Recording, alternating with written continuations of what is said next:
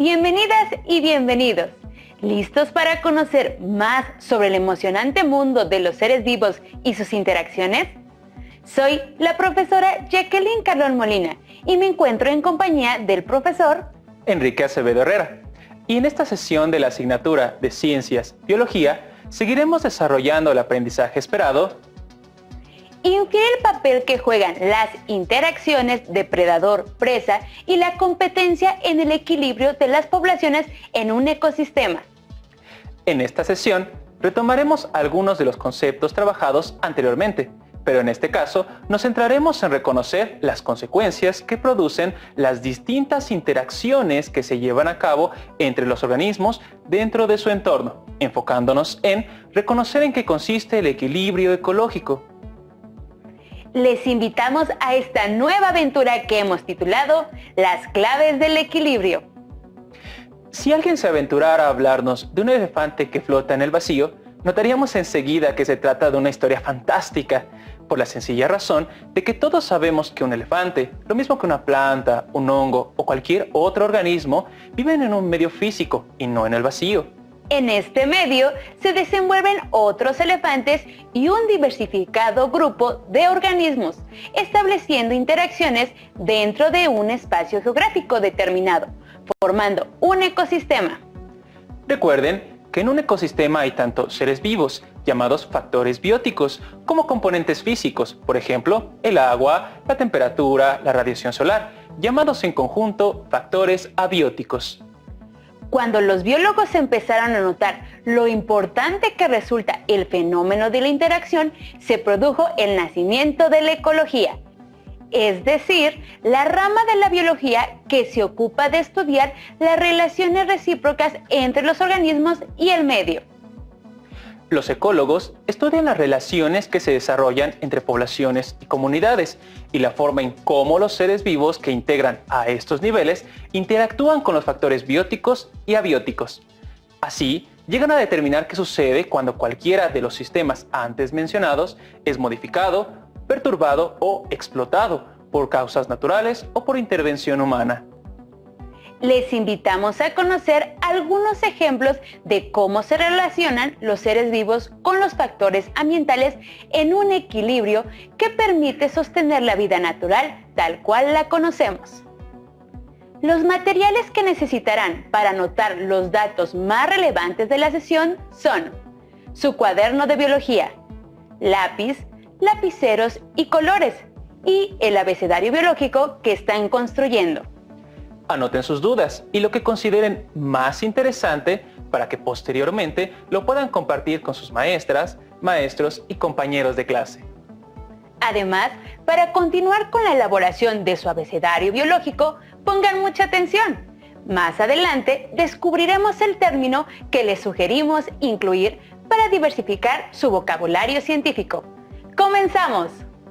En todos los ecosistemas encontramos diversas poblaciones de seres vivos que, de manera natural, tienden al equilibrio ecológico, es decir, que la cantidad de individuos que los constituyen permanece estable. Este equilibrio se produce cuando hay armonía y estabilidad entre los seres vivos y el medio en el que habitan. Es el resultado de la interacción de los diferentes factores del ambiente, que hacen que el ecosistema se mantenga con cierto grado de estabilidad. Pero en los ecosistemas, el equilibrio ecológico es dinámico. Los componentes bióticos y abióticos, aunque perduren algún tiempo en cantidad y calidad, están en continuo movimiento y variación. Maestro Enrique, ¿sabe cómo se mantienen en equilibrio los ecosistemas? Al ser muchas especies que conviven en el mismo espacio, debe ser algo muy complejo. Así es.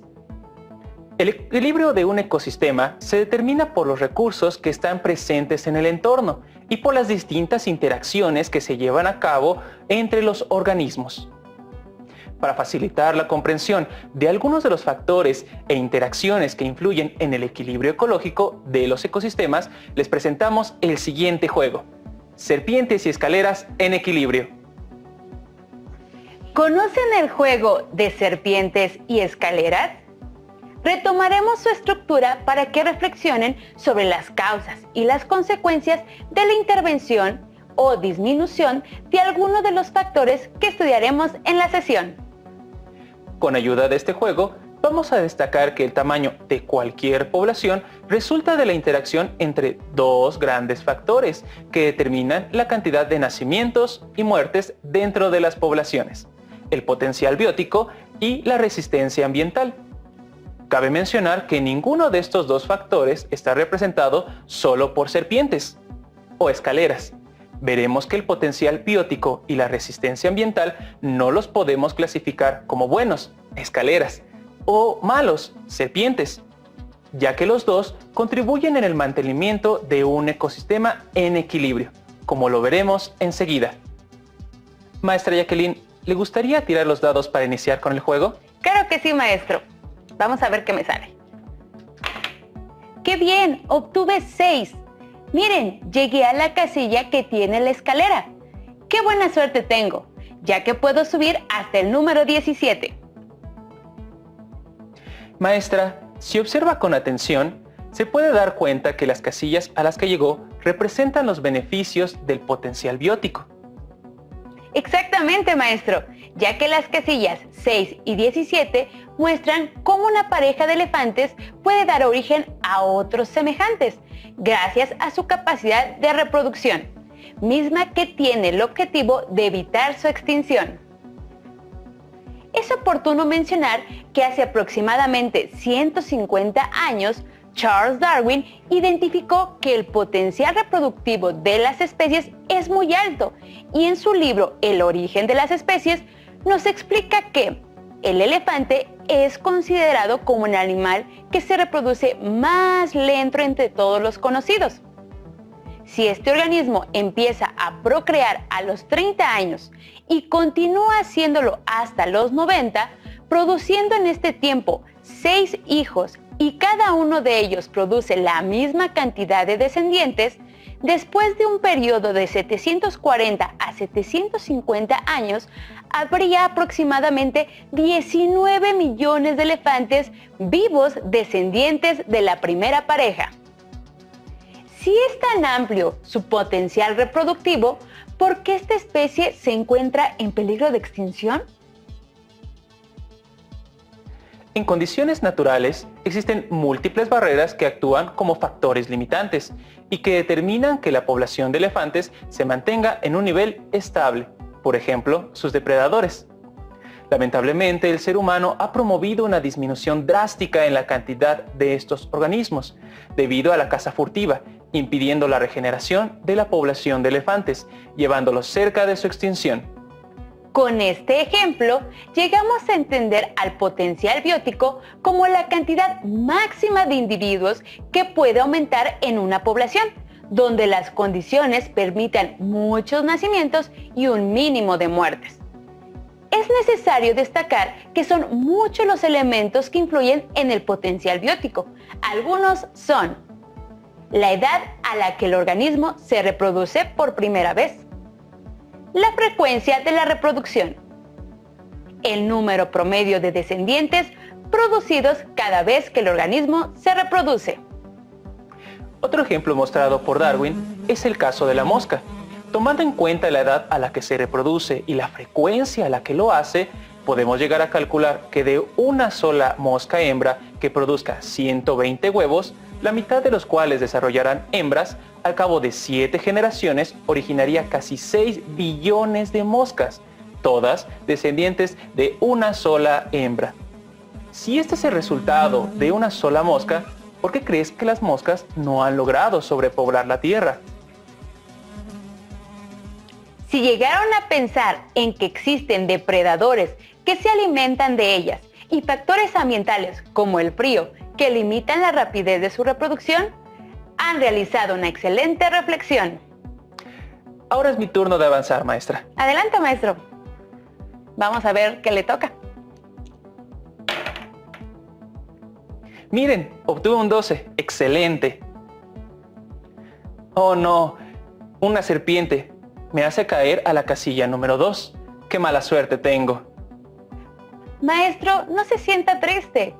Observe que en su turno nos ayudará a comprender que si bien es cierto que la capacidad reproductiva ayuda a las especies a evitar la extinción, también debemos considerar que si el crecimiento de una población supera por mucho la capacidad de organismos que su medio ambiente puede sostener, el entorno no lo soportaría por mucho tiempo, ya que en esta situación todos los organismos demandarían alimento, espacio y refugio, haciendo probable que se destruyan recursos esenciales que tal vez jamás puedan recuperarse.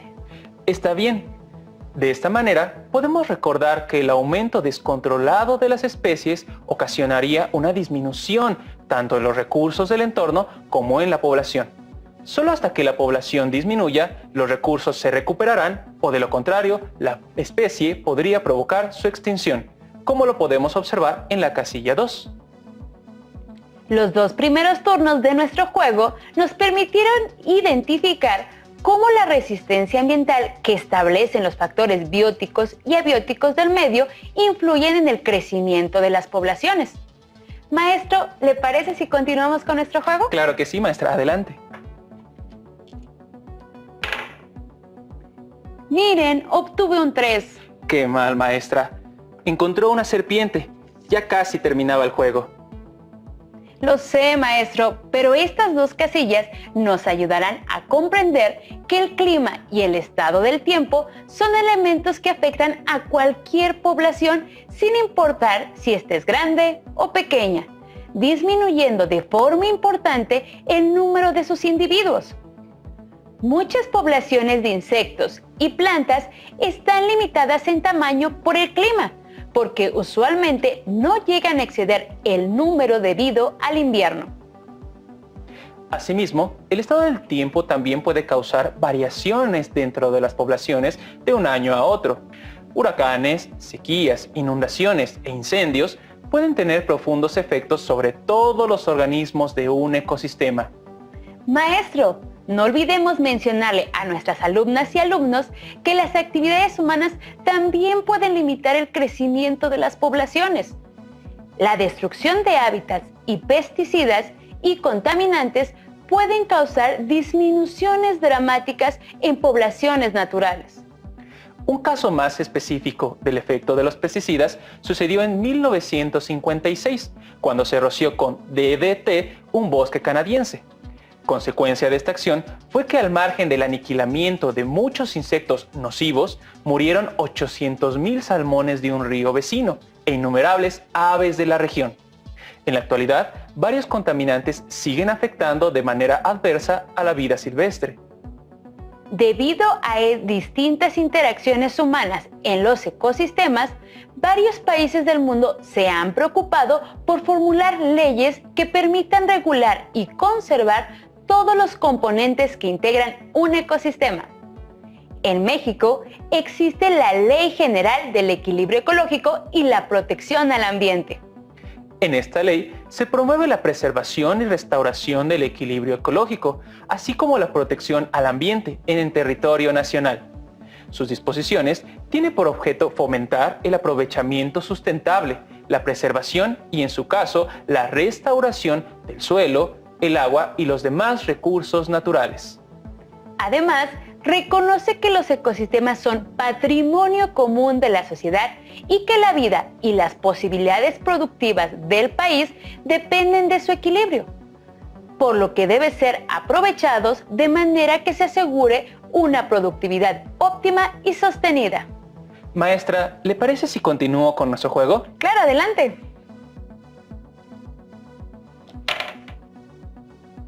¡Qué bien! Puedo avanzar 9 espacios. Mire, llegué a una escalera. Perfecto, mi suerte va mejorando. Pero, ¿qué representan estas casillas? Parece un depredador y una presa. Exacto, maestro. Este es otro factor de la resistencia ambiental. Como lo estudiaron en las sesiones anteriores, algunas de las interacciones entre especies son la depredación, el parasitismo y la competencia.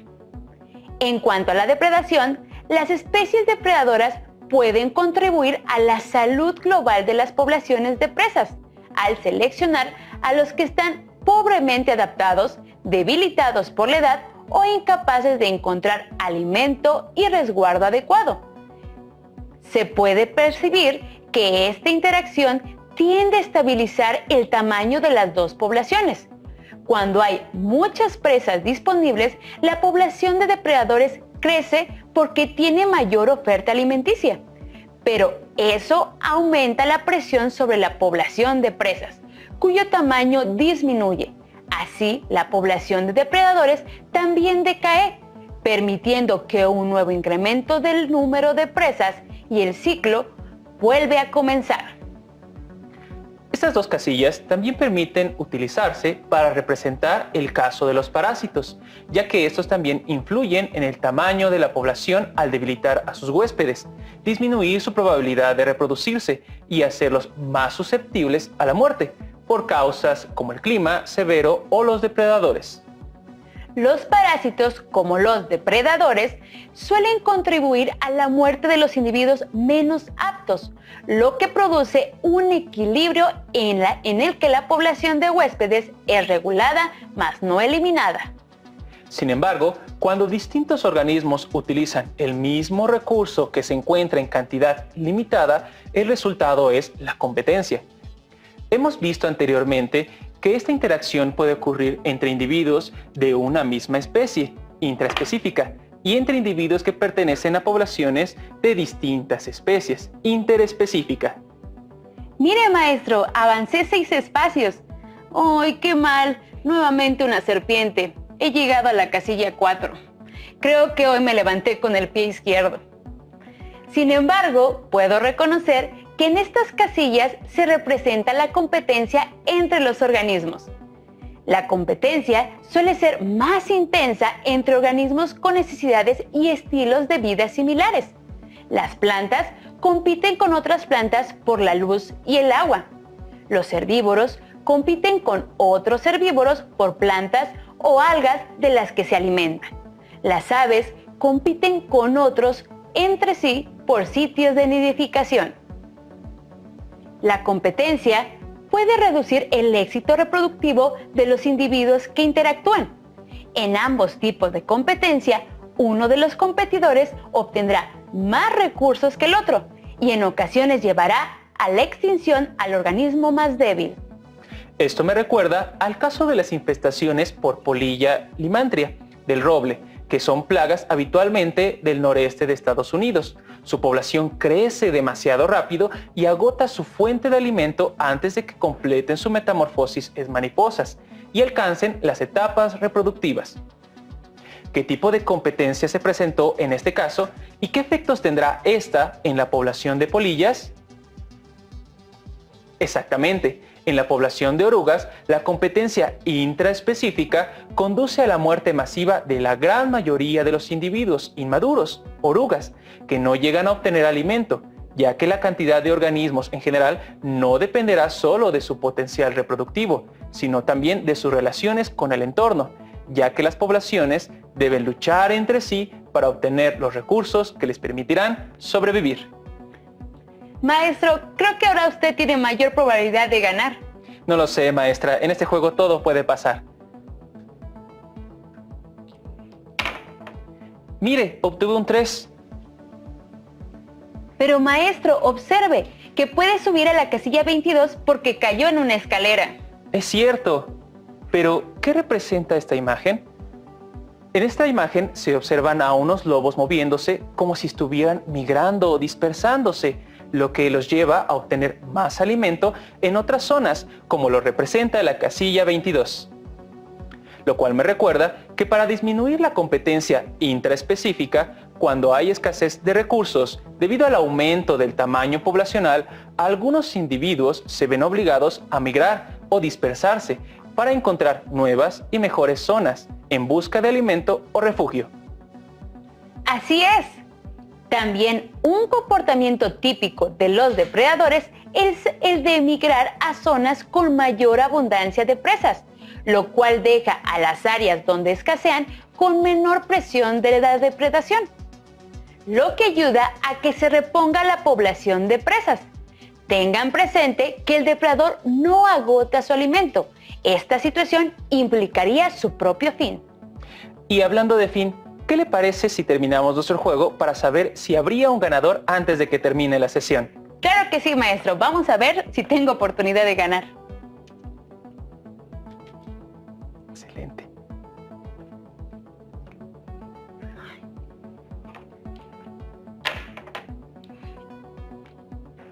Si les agradó este juego, les invitamos a jugarlo junto con sus familiares y pasar un momento agradable. Solo necesitarán conseguir un dado o construirlo con plastilina o algún otro material como este. En la sesión de hoy, identificamos que los factores que influyen en el equilibrio ecológico son diversos y un cambio en ellos podría implicar efectos benéficos o dañinos para todo el ecosistema.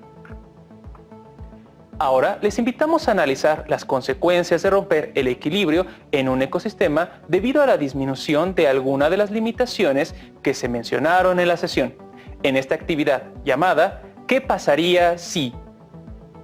Les presentaremos una imagen que deberán observar con atención, ya que seleccionaremos un factor biótico o abiótico y a ustedes les tocará imaginar ¿qué pasaría si se eliminara?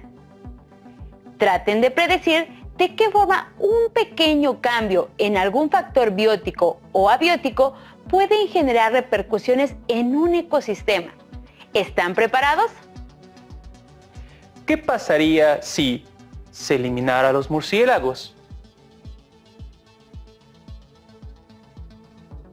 ¿Se imaginaron que esto pasaría? La mayoría de especies de murciélagos se alimentan de frutos, insectos, néctar y polen. Las flores de maguey y de otras cactáceas son polinizadas por los murciélagos cuando las visitan para alimentarse. Los murciélagos que comen frutas ayudan a las plantas a dispersar sus semillas, lo que permite que terrenos deforestados se pueblen nuevamente de plantas. Si desaparecen los murciélagos, muchas plantas no se podrían reproducir, lo que las pondría en peligro de extinción. Muchos organismos viven sobre las plantas, obteniendo protección, además de comida. Si desaparecen estas plantas, no solamente se afecta a los animales que se alimentan de ellas, sino también a todos los organismos que se albergan en ellas. Considerando el ejemplo anterior, les presentamos el siguiente reto.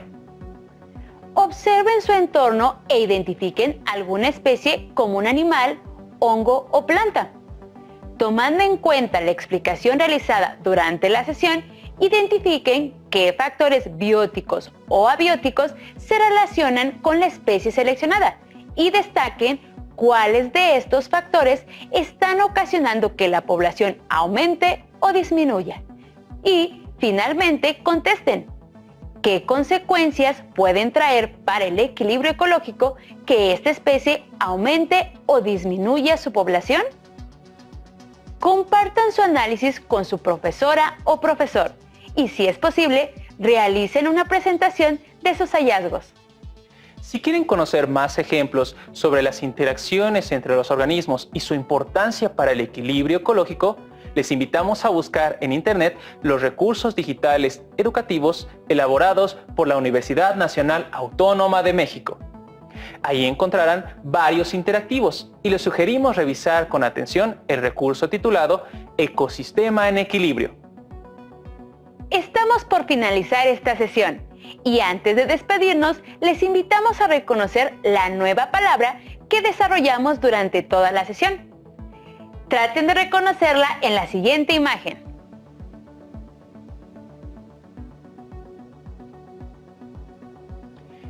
¿Ya identificaron la palabra equilibrio ecológico? Les sugerimos agregarla a su abecedario biológico, definirla y de esta forma ampliar su bagaje de conocimientos científicos. ¿Qué les pareció la sesión? Me imagino que muy interesante y divertida, ¿no, maestro? Claro que sí.